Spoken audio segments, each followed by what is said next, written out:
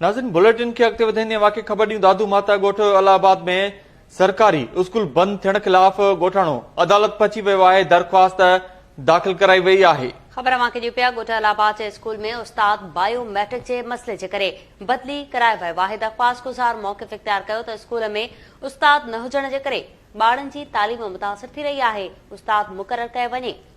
बिल्कुलु नाज़रीन, अवांखे अपडेट कयूं त ॻोठ अलाहाबाद जे स्कूल में उस्ताद बायोमेट्रिक जे मसइले जे करे बदली करायो वियो आहे। दरख़्वास्त गुज़ार मौक़िफ़ इख़्तियार कयो त स्कूल में उस्ताद न हुजण जे करे ॿारनि जी तालीम मुतासिर थी रही आहे। उस्ताद मुक़रर कयो वञे। अवांखे अपडेट कयूं दादू खां त ॻोठ अलाहाबाद में सरकारी स्कूल बंद थियण खिलाफ़ ॻोठाणो अदालत पहुची वियो आहे। दरख़्वास्त दाख़िल कराई वई आहे।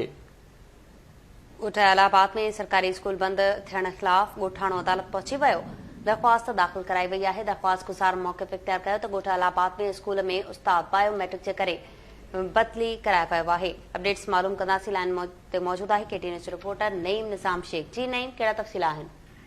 जी बिल्कुल, जो ॻोठ अलाहाबाद शाहानी वासी ॻोठाणे मज़हर पुट शेर शाहानी दादू सीशन कोर्ट में दरख़्वास्त दाख़िल कराए ॼाणायो आहे त ॻोठ में बायोमेट्रिक सबबि उस्ताद अल्लाहदाद शाहानी मुक़रर हुयो, जंहिंजे बायोमेट्रिक जे मसइले सबबि उहो बदिली थी वियो आहे, जंहिं सबबि स्कूल बंदि थी वियो आहे। ॻोठाणे ॼाणायो आहे त स्कूल में 70 ॿार तालीम हासिल कंदा जेके तालीम जे ज़ेवर खां महरूम थी विया आहिनि। ॻोठाणे सीशन जज खां मुतालबो कयो त खेसि स्कूल खुलायो वञे, जंहिं ते सीशन जज पारां दरख़्वास्त में धुर ॼाणायल DC Dadu, DO primary, TO जोही ऐं चीफ मॉनिटरिंग ऑफिसर खे 7 फरवरी ते रिपोर्ट समेत तलब करे वरितो आहे।